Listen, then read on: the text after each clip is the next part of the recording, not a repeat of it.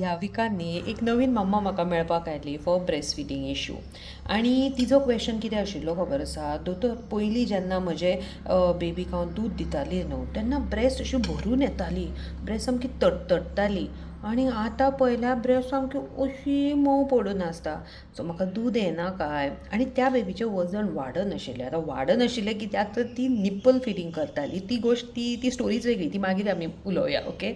मागीर हांवें ताका म्हणलें बाबा ब्रेस्ट सॉफ्ट जावप म्हणल्यार कितें तुका दूद कमी आसा अशें न्ही आतां कितें जाता ब्रेस्ट न्हू परती परती तितून स्टोर करून दूद न्हू आफ्टर फर्स्ट फ्यू वीक्स मागीर तुमचे ब्रेस्ट आसता ते get use to your babies feeding pattern जो फिडींग पॅटर्न आसता न्हू ताका ते यूज टू जातात आनी दो तुमी खूब हेवी मिल्क फ्लो प्रोड्यूस करता ती पयलीं भशेन फूल जावची ना घट्ट जावची ना पण त्याचो मिनींग हो न्ही की तुमचें दूद कमी जालां इट जस्ट मिन्स की तुमच्या बॉडीन आतां एडजस्ट केला परफेक्टली